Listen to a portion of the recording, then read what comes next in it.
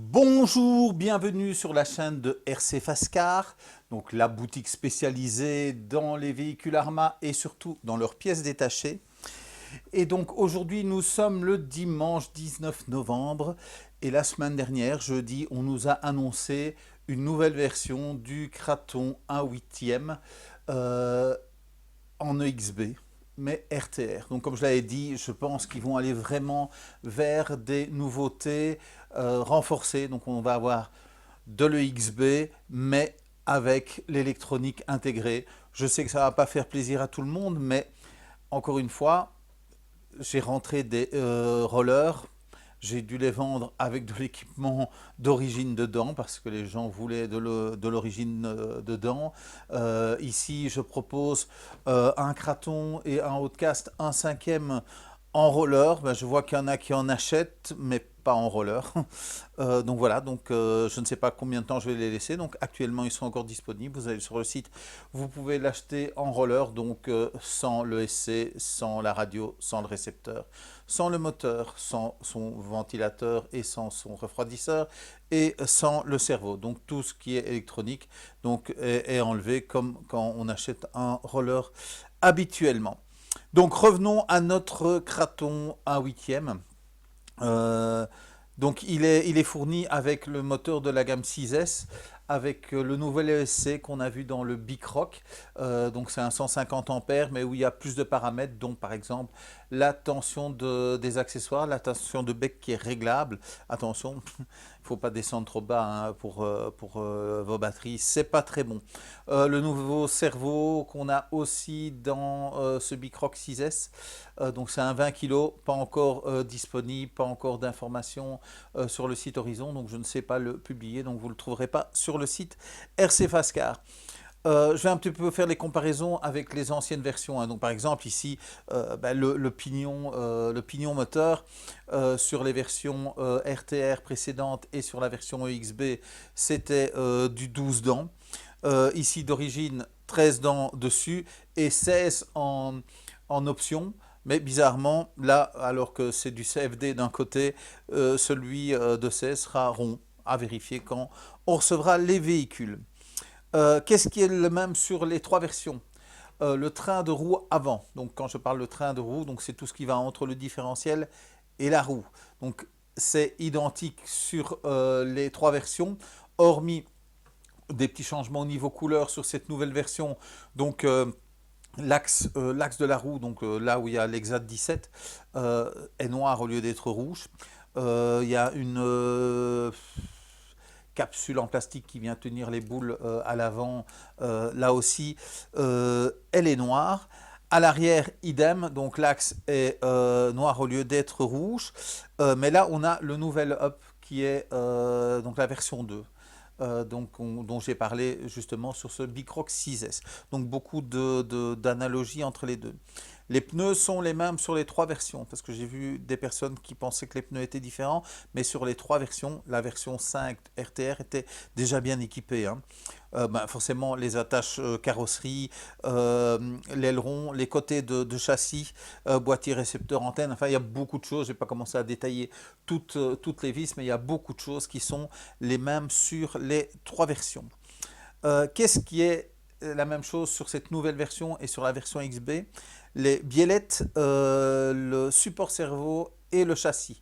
Donc la version 5 avait déjà un châssis post-formé. En fait, la version 5 est arrivée après la XB, donc il a bénéficié de beaucoup de choses, mais pas du châssis. Donc le châssis était déjà résistant, mais ce n'est pas celui de l'EXB. Alors qu'est-ce qui est différent sur cette nouvelle version? Le pare-choc. En photo, je ne vois pas de différence, à part une légère teinte différence. À voir un petit peu quand ils vont arriver. Donc le pare-choc de cette version EXB est différent du pare-choc EXB version précédente.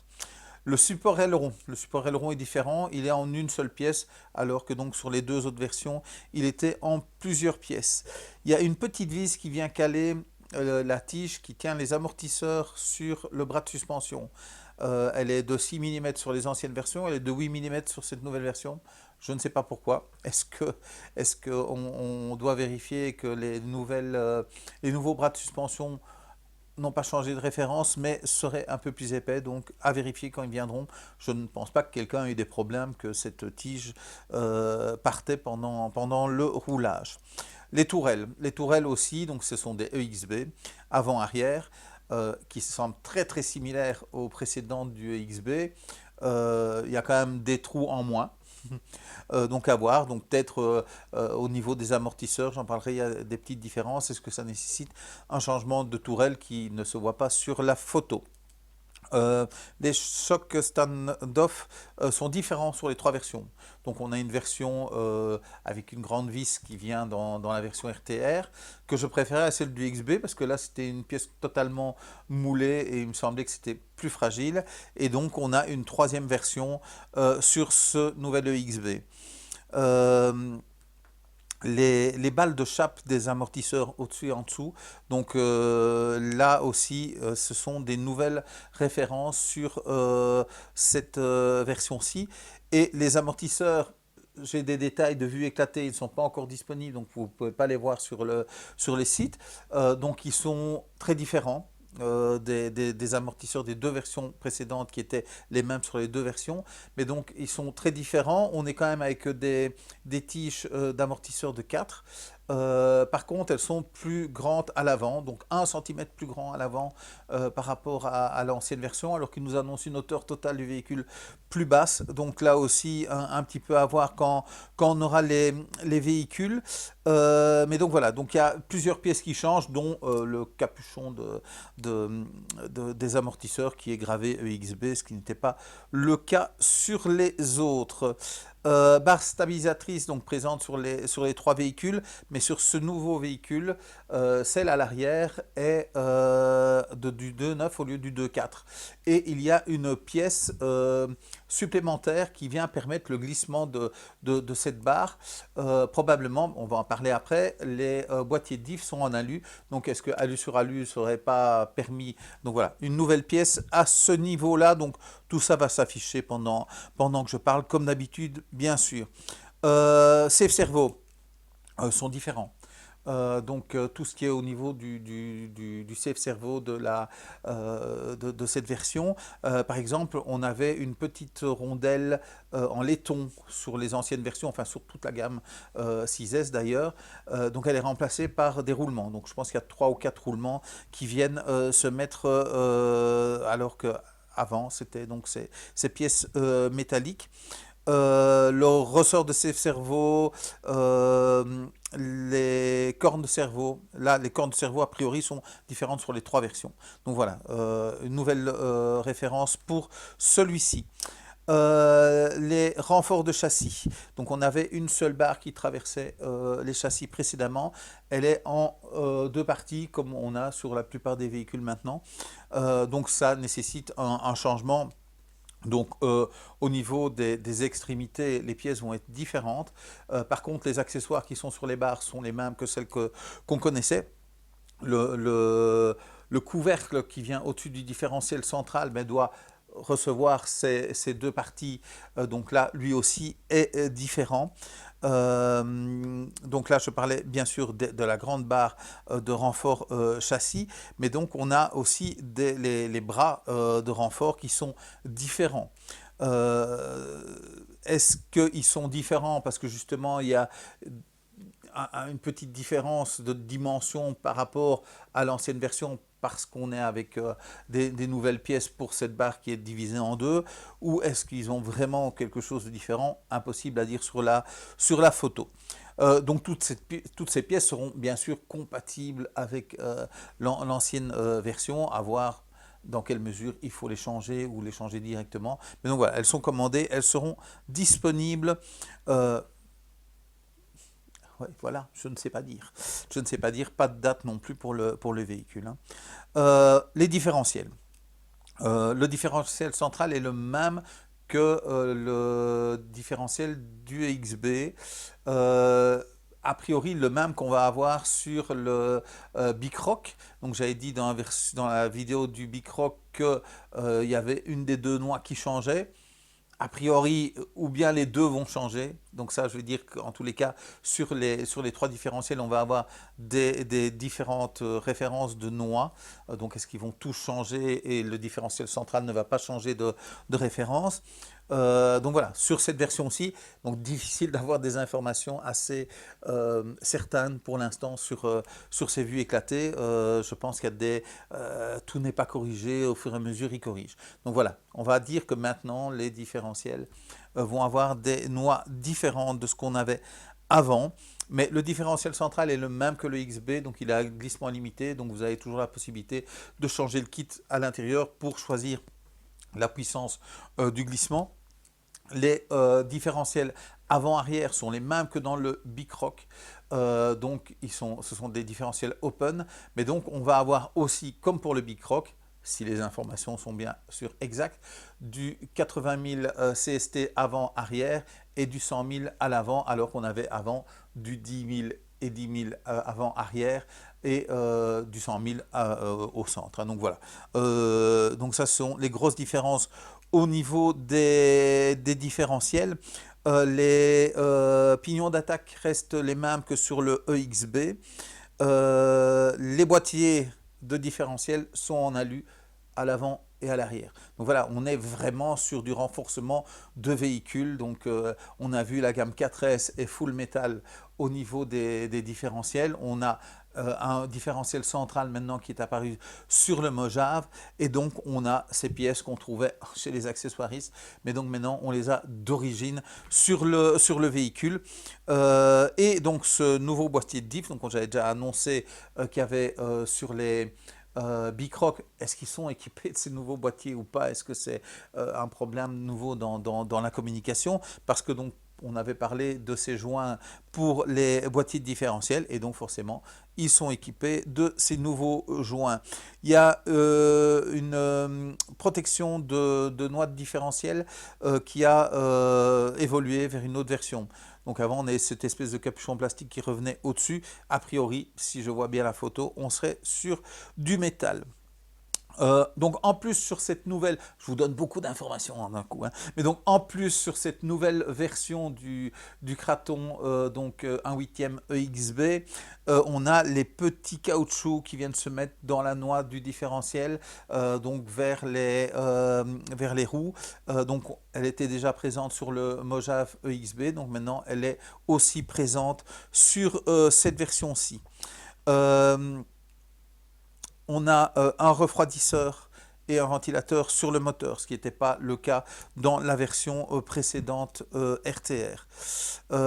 Donc voilà, donc beaucoup d'évolutions sur cette nouvelle machine. Donc ce qui justifie un petit peu le prix qui est quand même fortement plus élevé. Bon, malheureusement en partie dû donc à la DX3 avec le SPM SR 6200A, donc qui est le récepteur qui permet d'avoir l'AVC. Donc ça, je sais, on n'a pas toujours envie de l'avoir. Bon voilà, il est là. À mon avis, il y a une partie qui est là, mais il y a toutes ces nouvelles pièces, donc boîtier de différentiel, entre autres, qui font vraiment une grosse évolution donc en étant en alu. Donc ça justifie un petit peu la différence de prix entre l'ancienne RTR et ce nouvel RTR. Mais ceci dit, l'ancienne RTR était une très bonne machine et elle était vraiment pas chère, parce que maintenant elle est à peine quelques dizaines d'euros plus chère que le Mojave 4S, hein. Donc ça ne pouvait pas durer longtemps d'avoir une machine si bon marché. Donc si vous en trouvez encore, pourquoi pas. Moi je ne vais pas en faire rentrer. Donc petite information supplémentaire, un de mes clients m'a informé qu'aux États-Unis les Mojave 6S restent les mêmes, mais ils sont équipés du nouvel ESC et du nouveau cerveau. Donc voilà, donc ça nous annonce probablement une évolution aussi de toute la gamme 6S, et bah, peut-être avec un petit peu de chance, vous aurez ce nouvel ESC, ce nouveau cerveau, si vous achetez actuellement une version 5. Mais voilà, moi je ne vais pas en faire venir pour voir si c'est le cas ou pas. J'attends, ils vont certainement, enfin, le Kraton, voilà, c'est son évolution, il est en EXB, RTR, mais le reste de la gamme 6S va certainement évoluer dans le même sens. Mon conseil, si vous avez actuellement un Kraton EXB 1/8, ce sont des très bonnes machines.